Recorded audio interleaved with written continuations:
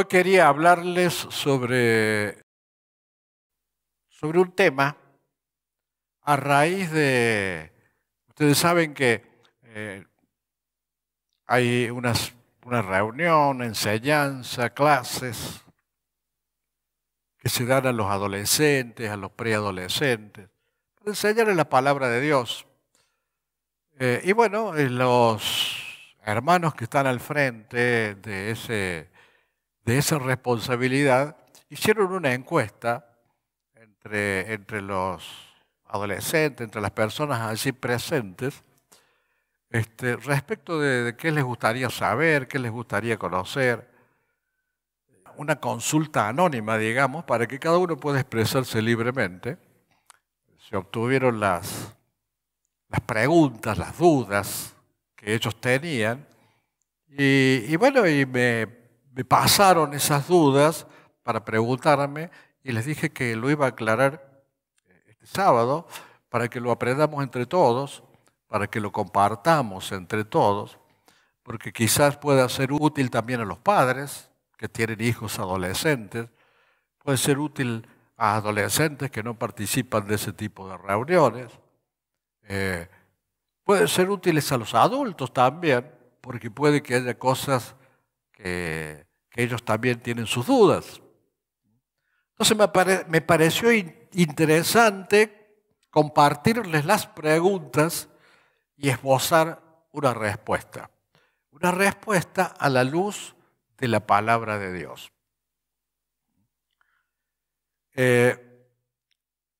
Y vamos a empezar con las dos primeras preguntas. En realidad son alrededor de 10 preguntas. La 1 y la 2 están muy unidas y muy ligadas, y las he unido en una sola respuesta, porque respondiendo una se responde la otra. La primera pregunta que hacían era cómo aprender a comunicarse con Dios y cómo tener respuestas de Él. Yo creo que es una pregunta que quizás se hagan otros o mucha gente, no solo los adolescentes. Por eso lo traje aquí a la reunión. Y la segunda pregunta que hacen es cómo saber cuando nos equivocamos. A los fines de dar una respuesta a esa pregunta, hay un primer paso que hay que dar. El primer paso es vivir en unión con Dios. No hay una respuesta única. No hay una respuesta mágica. Los jóvenes, los adolescentes, en general, todos los que vivimos estos tiempos, en esta época, mandamos un mensaje por WhatsApp y tenemos la respuesta por el mismo medio.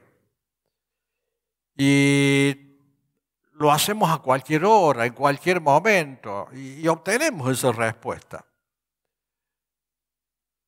Y pensamos que con Dios es lo mismo, que le mandamos un WhatsApp y que Dios nos va a responder el WhatsApp. Y queremos que haya una respuesta inmediata del Señor. Entonces, ¿cómo comunicarnos con Dios? ¿Y cómo saber si estamos cerca o no, si estamos equivocados o estamos errados? No hay una respuesta mágica. Hay que estar unido a Dios. Porque para eso Dios nos creó. Para que nuestro espíritu se una con el Espíritu Santo. Y para que el Espíritu Santo unido a nuestro espíritu nos enseñe todas las cosas. Cuando estás unido a Dios, Él te enseña todas las cosas y te da todas las respuestas y te hace ver cuando estás equivocado. Ahora, yo quiero mantenerme lejos de Dios, pero le mando desde lejos un WhatsApp para que me responda. Y no, hay que estar cerca de Dios, porque Dios guía, Dios conduce, Dios unge, Dios ilumina, Dios habla con aquellos que están cerca de Él.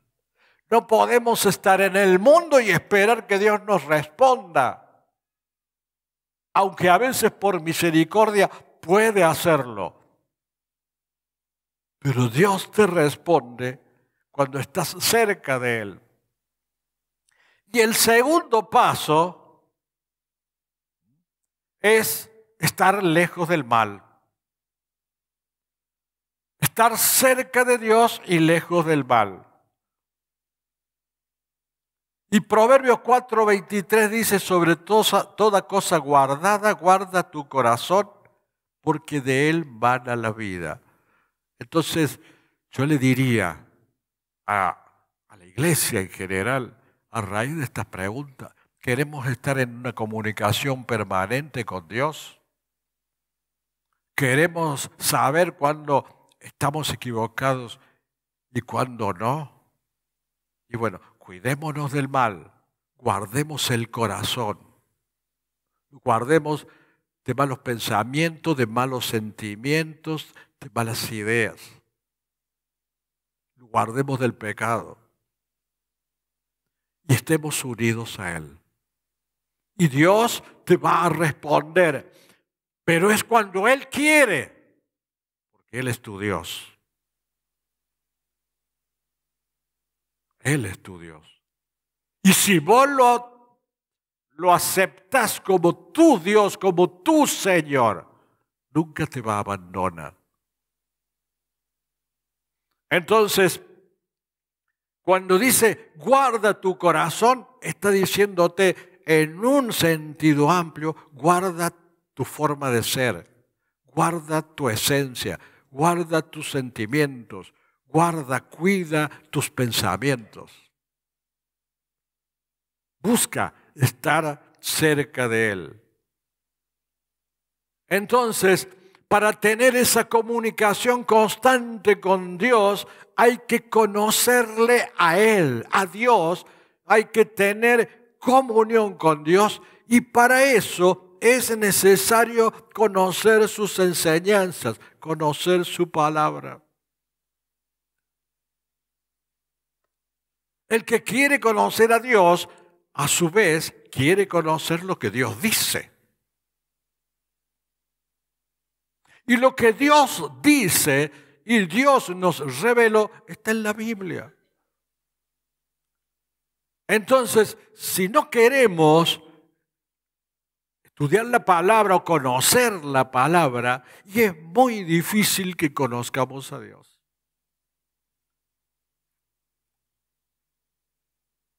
Todo va unido. Yo conozco a Dios, estoy unido a Dios, conozco la palabra de Dios y conozco al Dios de la palabra.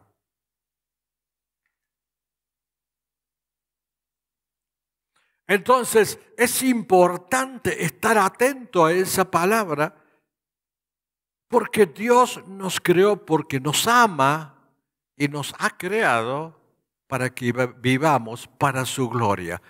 No para que vivas para vos, sino para su gloria. Entonces, como vemos, tener comunicación con Dios y saber cuándo nos equivocamos no es una cosa mágica que se resuelve como puede resolverse la comunicación entre dos personas que se envían mensajes por WhatsApp. Requiere estar unidos a Dios y conocer su palabra. Proverbios 4:20 dice, hijo mío, está atento a mis palabras. No te duermas cuando se está predicando, aunque la prédica no te guste, son las palabras de Dios. Y dice, está atento a mi palabra, porque si no querés escuchar a la palabra de Dios, es porque no querés conocer al Dios de la palabra. Entonces, los jóvenes, los adolescentes, tienen que comenzar desde temprana edad a estar unidos a Dios para estar contactados y conectados con Él, con el Espíritu Santo morando dentro suyo, llenos de ese Espíritu. Entonces, para dar respuesta a esa primera y segunda pregunta, ¿cómo comunicarnos con Dios? ¿Y cómo obtener respuestas de Dios? ¿Y cómo saber cuando nos equivocamos? Tenés que estar cerca de Dios, lleno del Espíritu Santo, porque el Espíritu Santo vino a morar en lo más íntimo del hombre y Él te enseñará todas las cosas. Como verán, no hay algo mágico. Es un compromiso. ¿De qué sirve la vida si no estamos comprometidos? Y mejor aún si estamos comprometidos con Dios.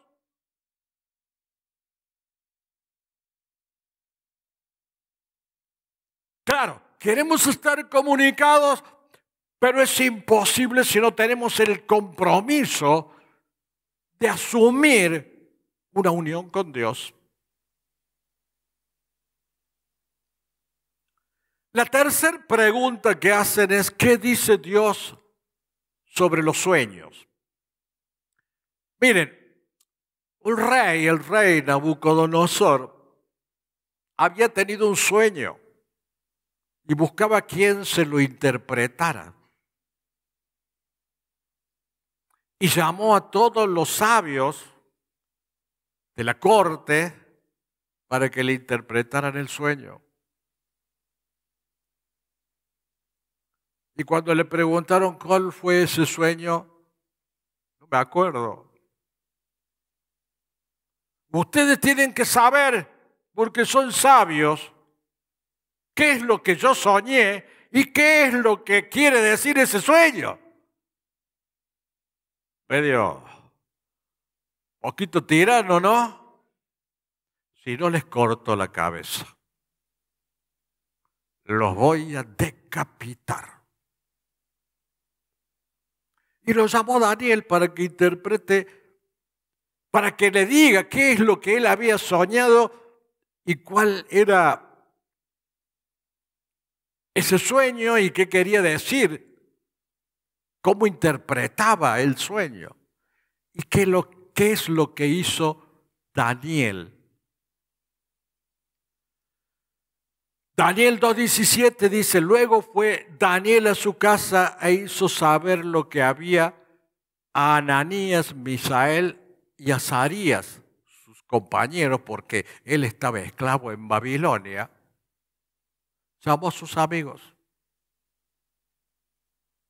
¿Para qué? Para que pidiesen misericordias del Dios del cielo sobre este misterio.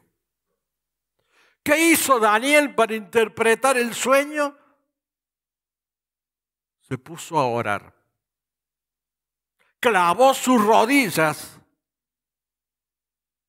y comenzó a orar para que Dios le revelara cuál había sido ese sueño que había tenido el rey y qué interpretación debía darle.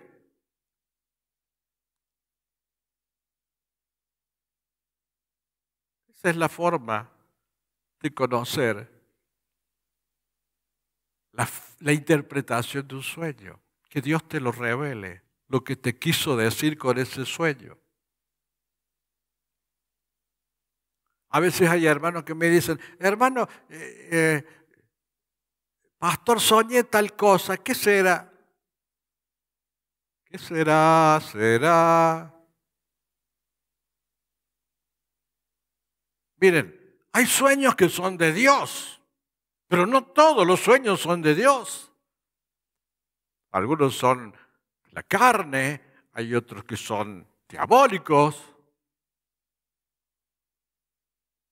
Y lo peor que podemos hacer es guiarnos por los sueños.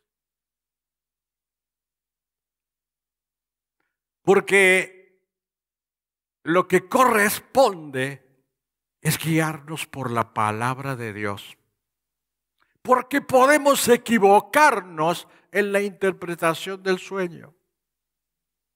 Y en tal caso, si vos querés una interpretación divina, clamá como hizo Daniel, orá, pedile a Dios, doblá tu rodilla y pedile a Dios que te revele qué es lo que te quiso decir con ese sueño. Si no, guíate por la palabra de Dios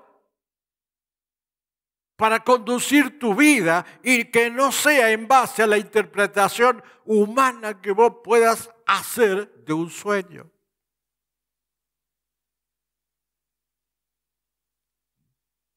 Proverbios 3:5 dice, fíate de Jehová de todo tu corazón y no te apoyes en tu propia prudencia.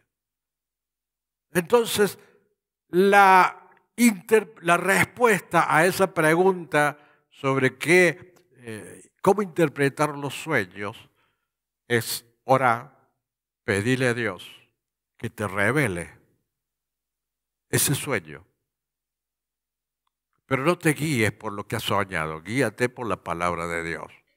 Hasta tanto obtengas la respuesta de Dios, mientras estés en oración, hasta tanto obtengas esa respuesta, que tu mirada esté puesta no en ese sueño y no en lo que vos puedas interpretar de ese sueño. No te apoyes en tu propia prudencia. Más bien, apóyate en lo que dice la palabra de Dios, porque la palabra de Dios tiene respuesta para todas las cosas. La cuarta pregunta que hacían es, ¿qué dice Dios sobre los tatuajes? Bueno, es algo moderno, ¿no? Está de moda el tatuaje. Uno puede ver a artistas, deportistas, que dan pena, como están todos marcados con tatuajes.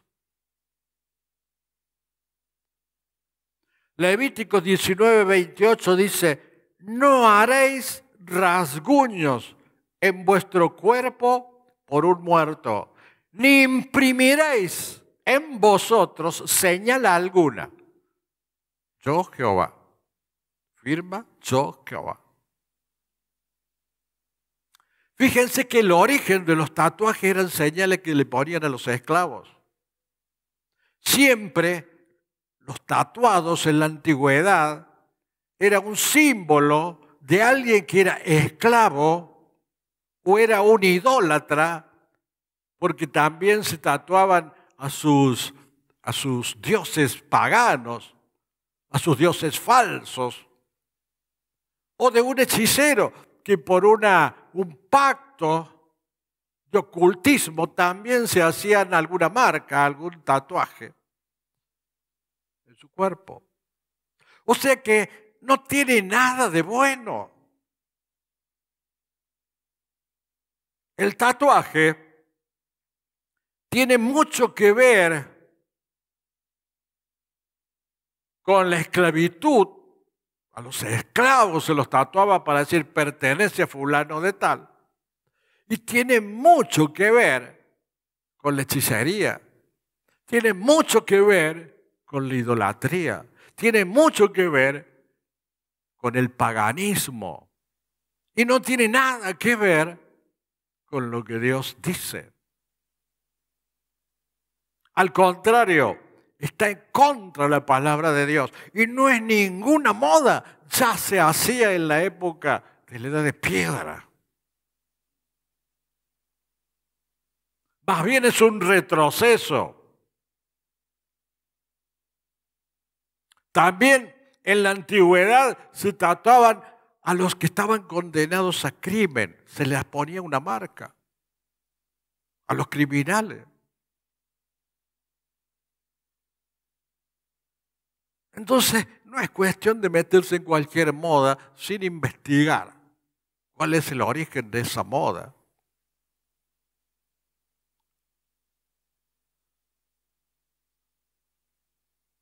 Yo veo muchas veces a los jóvenes que se tatúan a un jugador de fútbol, a un artista, un cantante, un club de fútbol. Eso es idolatría, están idolatrando a un tipo que le pega la pelota o que tiene un micrófono en la mano.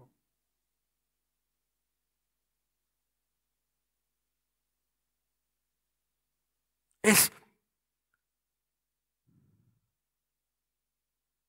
tremendamente retroceder.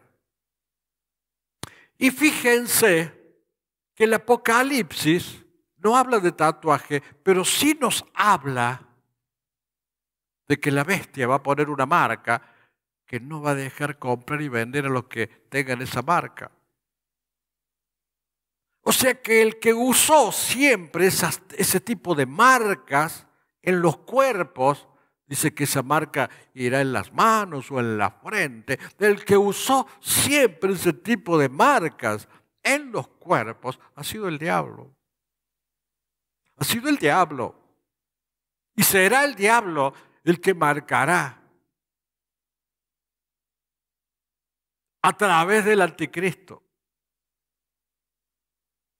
Entonces, el tatuaje no tiene nada de lindo, nada de estético, nada de moderno y nada que ver con Dios.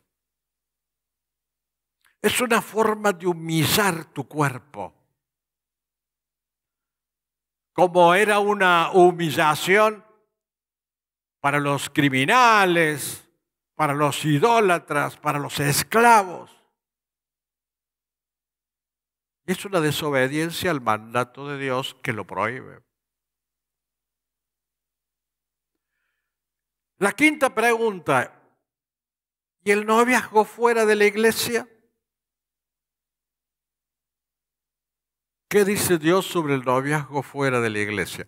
Yo quiero entender que esta pregunta está referida al noviazgo de una persona joven o una joven con alguien que no pertenezca a la iglesia, que no se congregue. Lo interpreté de esa manera yo. Y dice 2 Corintios 6:14, no os unáis en yugo desigual con los incrédulos. Porque ¿qué compañerismo tiene la justicia con la injusticia y qué comunión la luz con las tinieblas? O sea, que Dios dice, tiene que haber comunión entre ambos. Tienen que ser ambos creyentes unidos a Dios. Entonces yo no me puedo poner de novio o de novia con alguien que no pertenezca a la iglesia. Bueno, miren, ahí entramos en otro tema. No todos los que vienen a la iglesia vienen para buscarlo a Cristo. Y no todos se han entregado a Cristo.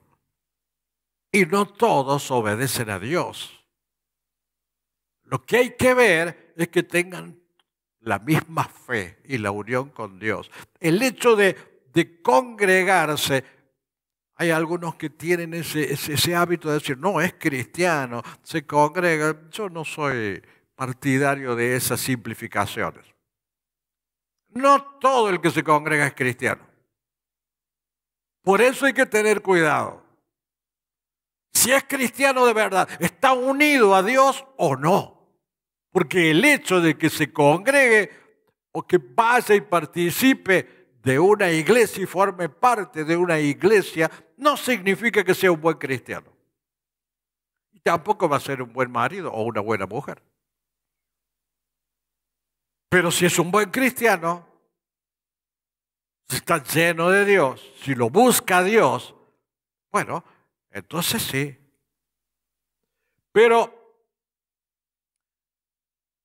también no es cuestión de metejonearse con cualquiera. Porque un error de ese tipo se arrastra toda la vida. Elegiste mal la persona que te va a acompañar toda la vida, es un error de por vida. Y entonces, ¿cómo hago? ¿Y por qué no oras, sino clamas a Dios que Él ponga la mujer o el hombre en tu vida con el cual vas a tener una unión bendecida? No, es que yo lo quiero a fulano o la quiero a fulana. Yo quiero ponerme de novio con fulano, con fulana. Bueno, vos querés, Dios quiere. Después no te quejes, ¿eh? Si tenés un clavo de por vida, no te quejes. Pedile a Dios. Y pedile a Dios, porque a veces me suelen preguntar los hermanos, ¿qué le parece? Estoy enamorado de fulano, de mengana, ¿qué hago? ¿Me pongo de novio? No? Mira, le digo, yo no te voy a decir que te pongas de novio, de novia, o que no te pongas de novio o de novia, porque yo no voy a vivir con esa persona, vos vas a vivir. Pedile a Dios. Pedile a Dios. Y pedile a Dios que si no es para vos esa persona, que ese matrimonio, esa unión, ese noviazgo sea destruido. Que sean separados, que Él los aleje, que Él los separe. No, es que yo no quiero que nos separe Dios, por eso no voy a orar eso. Ah, bueno. Entonces, báncatelo o báncatela. Si lo tenemos a Dios como Señor, Él debe ser el Señor en todas las decisiones de nuestras vidas. Y Él, con su sabiduría, tiene que enseñarnos todas las cosas. Y Él tiene que guiar nuestros pasos. Bueno, pero es que yo quiero saberlo ya. Que tampoco es algo mágico. Que tu noviazgo esté en manos de Dios. Para que Él decida. Y otra cosa. El noviazgo cristiano, es el inicio de una amistad entre un hombre y una mujer. Y se ponen de novio para conocerse.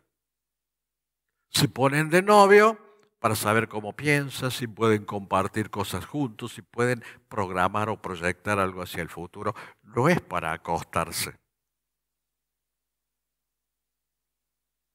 Si bien en el mundo ahora la costumbre es se ponen de novio hoy y ya mañana están en la cama.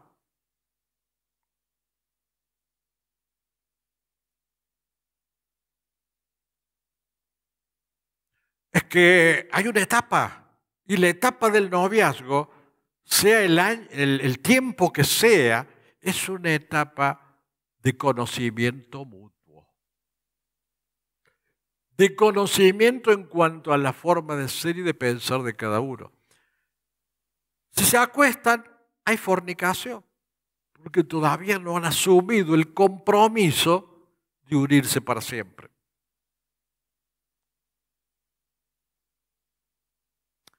O sea que el noviazgo cristiano es una relación que debe también agradar a Dios. Debe ser para el agrado de Dios. La sexta pregunta es, ¿qué dice Dios sobre el bullying? Bueno, el bullying es una burla. Es burlarse de alguien, agredir a alguien, disminuir a otro. El bullying, o a través del bullying, se ve afectada una persona, se le afecta su autoestima, que muchas veces puede llegar a producirle depresión, fobia escolar, no quieren ir más a la escuela, e incluso en algunos casos intento de suicidio. El bullying es una burla terrible que afecta a la personalidad, la salud mental. Ustedes nunca deben caer en eso.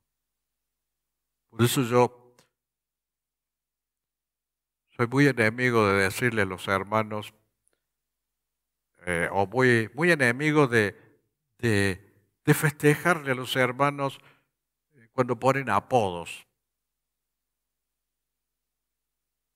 Si bien entre los adultos ya hay una madurez como para aceptarlo, pero entre los jóvenes y entre los adolescentes puede ser una tortura.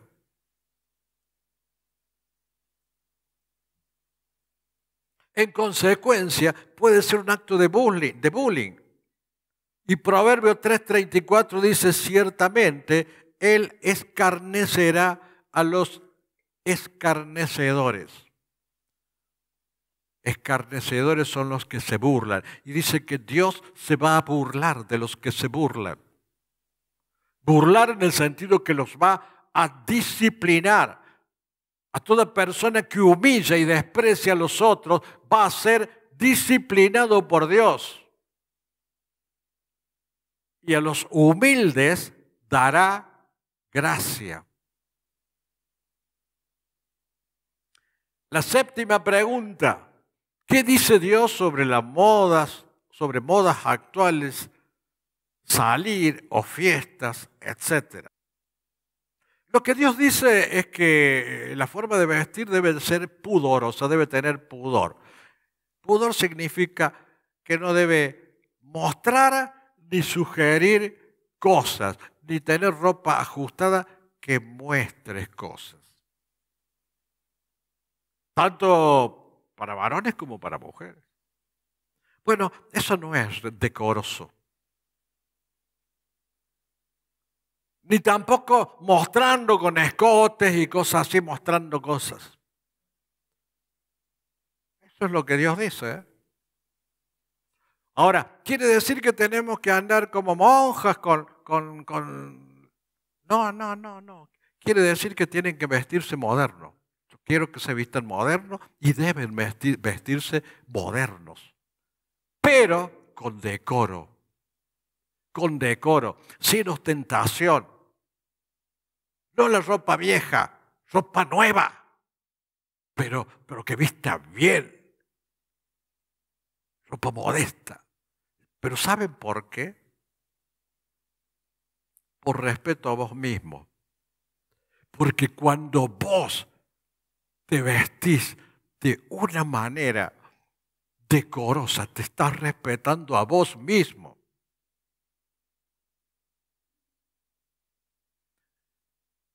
Porque ese testimonio es bueno para vos.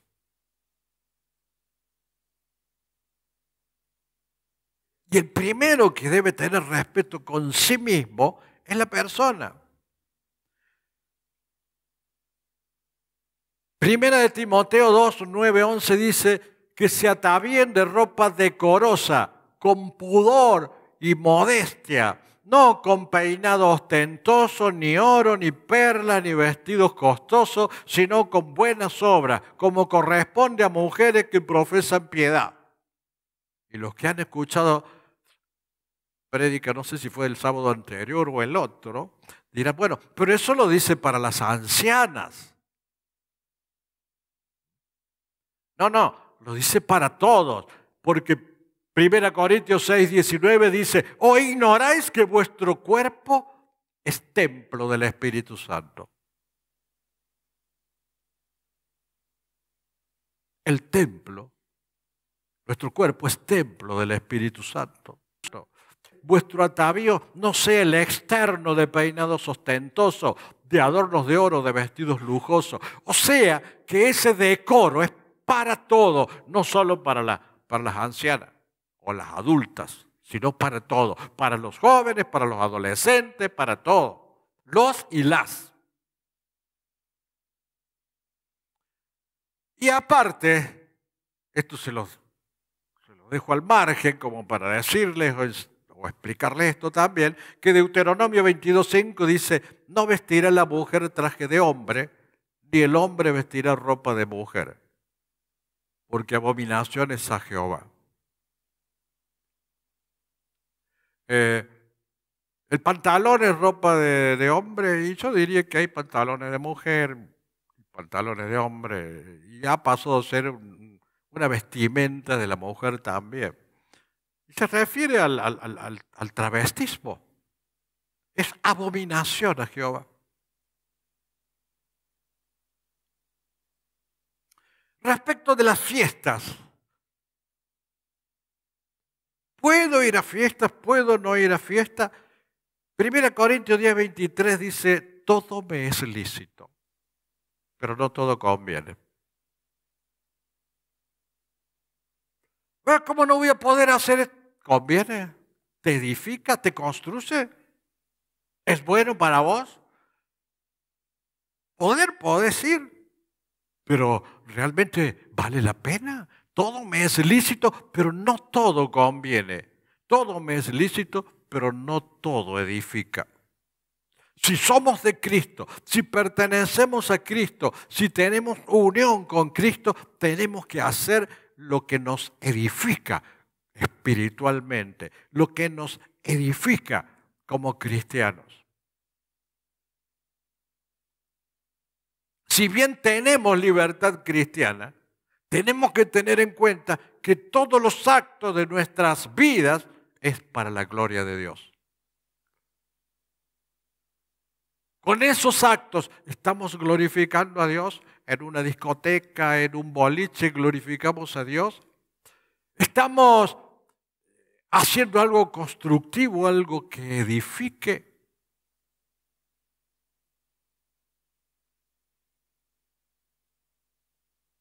Bueno, es que a mí me gusta sentir el placer de estar allí. Y miren, yo les digo una cosa. Estar cerca de Dios es el placer más grande. Conocer la palabra de Dios es el placer más grande. Deberíamos sentir placer por aprender las cosas de Dios. Y si nos queremos entretener, nos queremos divertir, tenés amigos para reunirte, fiestas familiares. Ahora, no sé si una discoteca, un boliche, como decimos aquí en la Argentina, te edifica. Estar horas y horas con el riesgo del alcohol, con la tentación del alcohol y de la droga. No sé qué tiene de edificación eso, vos decidís, pero no sé en qué edifica. Cada uno pierde el tiempo en lo que quiere. Y el Señor nos dice que tenemos que aprovechar bien el tiempo. Como verán, ser cristiano no es como ir al cine. Ser cristiano implica un compromiso, implica un costo. ¿Y estamos dispuestos a afrontar ese costo o no? De que lo primordial sea la gloria de Dios y no perder tiempo en cosas que no te edifican.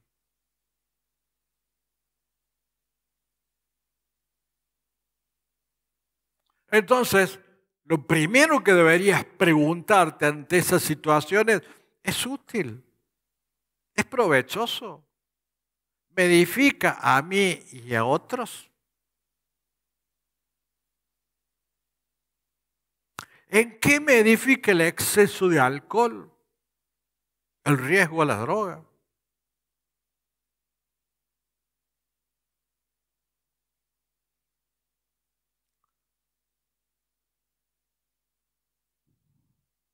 Son cosas huecas y nosotros tenemos que diferenciar en la vida lo que es una cosa hueca y perder el tiempo en cosas huecas o hacer lo que nos edifica, lo que nos hace crecer y hacer crecer. Hay una pregunta, la número 8, que quieren saber sobre el arrebatamiento. Bueno, no voy a entrar en ese tema porque tenemos para 5 horas más. Esta área de los maestros. En YouTube hay varias prédicas sobre el arrebatamiento y si no la saben los maestros, la pueden escuchar y después explicársela a los chicos. La pregunta 9, quisiera saber cómo vive un joven cristiano. Y vive como todo joven. Sanamente. No es un marciano. Un joven cristiano es alguien que está unido a Dios, que ama a Dios.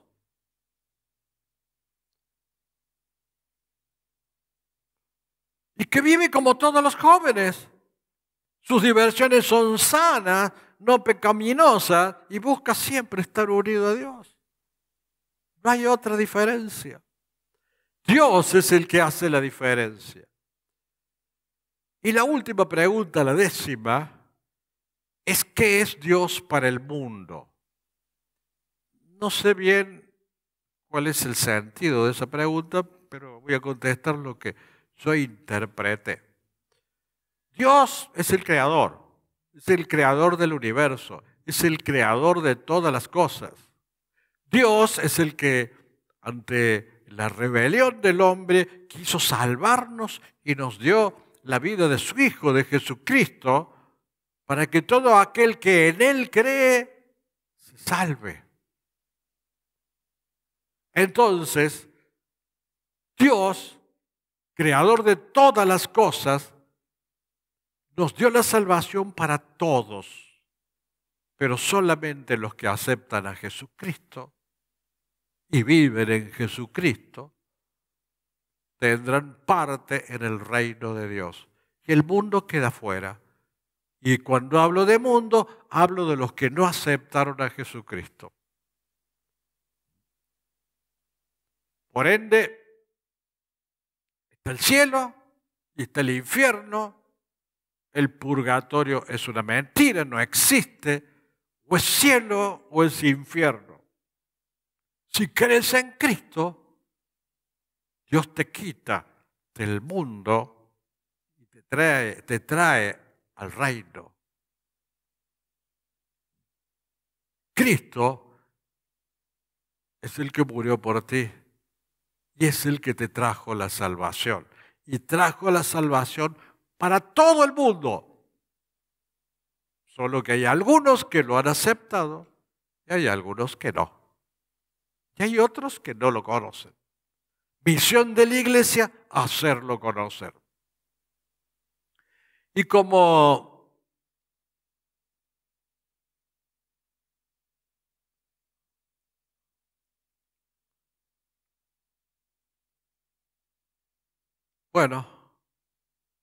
como un final a la prédica y a la palabra de Dios, espero haber sido claro. Lo cierro con una reflexión que trae 2 Timoteo 2:15. Procura con diligencia presentarte a Dios aprobado, como obrero que no tiene de qué avergonzarse, que usa bien la palabra de verdad. ¿Sabes cuándo estás bien con Dios? Cuando te sientes aprobado por Él y cuando no tenés nada de qué avergonzarte. Dios se une a ti y siempre estará contigo. ¿Ven?